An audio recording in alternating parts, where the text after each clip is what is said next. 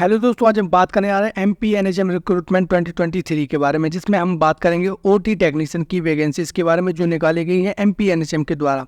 हमेशा की तरह दोस्तों हम job description, post, qualification, application dates, application fees, selection procedures, exam pattern और सिलेबस, इन सारे टॉपिक्स के ऊपर आज हम चर्चा करेंगे। तो इस वीडियो को पूरा देखें। अगर वीडियो पसंद आए तो चैनल को सब्सक्राइब करना और वीडियो को लाइक करना दोस्तों ना भूलें। यहाँ पे दोस्तों आपको इमेज के माध्यम से समझाने की कोशिश करूंगा कि इमेज आपके सामने दिख रही होगी। तो यहाँ पे ऑपरेशन थिएटर की इमेज है ये। तो यहाँ पे ओटी टेक्नीशियन का काम होता है कि ऑपरेशन थिएटर में मौजूद हर एक टेक्निकल चीज़ों को एनालिसिस करना और डॉक्टर के ऑपरेशन से पहले उन सारे उपकरणों को चेक करना जो कि ऑपरेशन थिएटर में यूज होने वाले हैं। तो ये ओटी टेक्नीशियन का काम होता है। ब्रीफ में आपको समझा दिया गया है। आई होप आपको ये चीज़ समझ में आ गई होगी। नहीं आई है तो आप कमेंट बॉक्स में कमेंट जरूर कीजिएगा। इसके बाद हम दोस्तों पोस्ट की हम बात करें तो यहाँ पर 79 पद निकाले गए हैं एमपीएनएचएम के द्वारा, जो कि गवर्नमेंट बेस पद हैं जो आपके लिए इम्पोर्टेंट हो सकते हैं।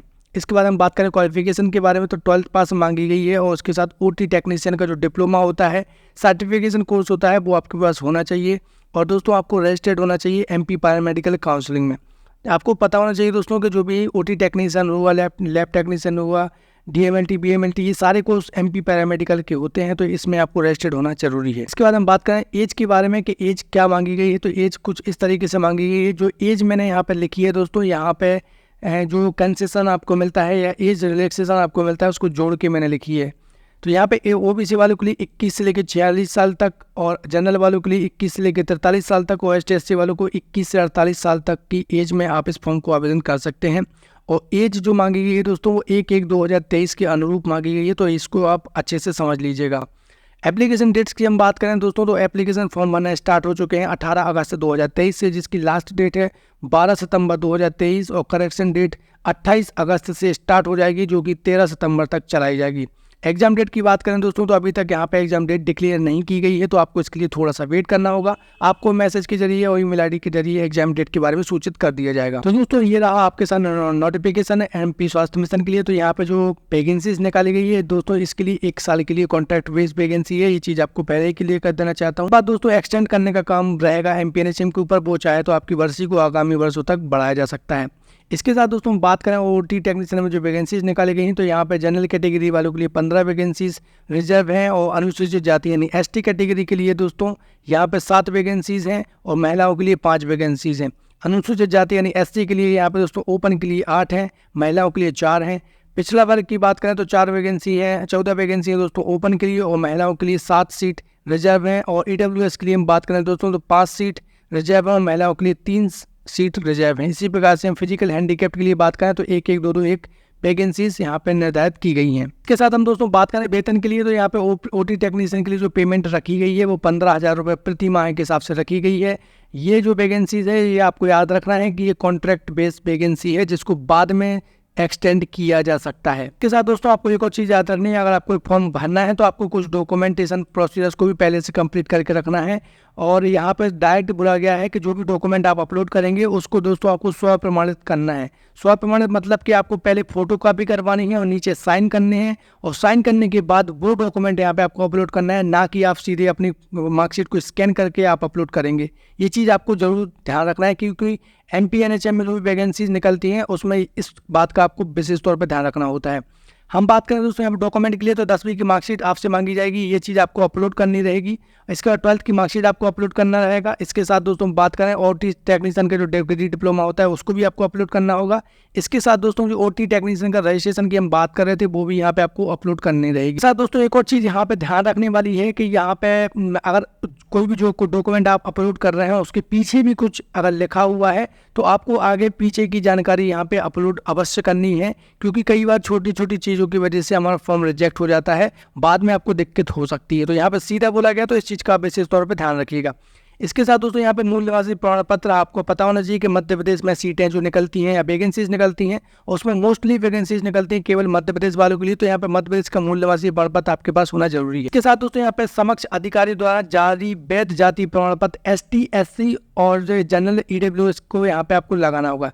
यानी एसटी, एससी के अगर आप कैटेगरी के हैं तो जाति प्रमाण पत्र आपके पास होना चाहिए और ओबीसी कैटेगरी के हैं तो आपके पास जाति प्रमाण पत्र होना चाहिए, वो भी डिजिटल वाला, ये चीज़ आपको ध्यान रखनी है। इसके साथ दोस्तों अगर आप ईडब्ल्यूएस सर्टिफिकेट लगाते हैं और जनरल कैटेगरी से हैं और 10% का आरक्षण का लाभ लेना चाहते हैं तो वो भी दोस्तों यहाँ पे आपको डिजिटल वाला ही अपलोड करना रहेगा। इसके साथ यहाँ पे अगली लाइन में बोला गया है कि जो भी आप डॉक्यूमेंट आप अपलोड करें उनको तय सीमा से पहले आपको अपलोड कर देना है। बाद में किसी भी प्रकार के डॉक्यूमेंट आपसे स्वीकार नहीं किए जाएंगे, यानी आपको जो फॉर्म में भरना है पहले से ही सारे डॉक्यूमेंट आपको अपलोड करके रखना है, आपको अंतिम दिनांक निकलने के बाद मौका नहीं दिया जाएगा। तो ये तो हो गई दोस्तों हमारी बात डॉक्यूमेंट प्रोसेस की। लेकिन आपको अप्लाई कैसे करना है वो भी आप समझ लीजिए, क्योंकि बहुत सारे लोगों को तो साइट ही पता नहीं चलती है कि साइट क्या है।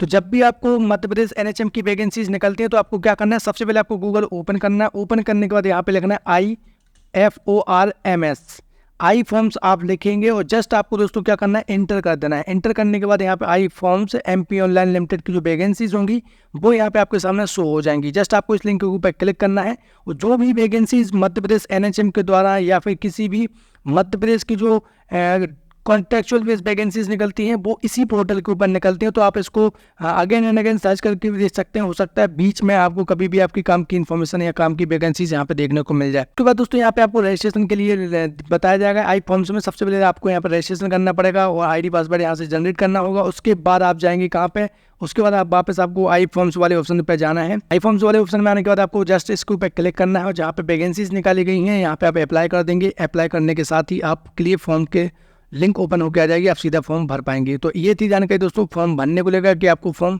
कैसे भरना है।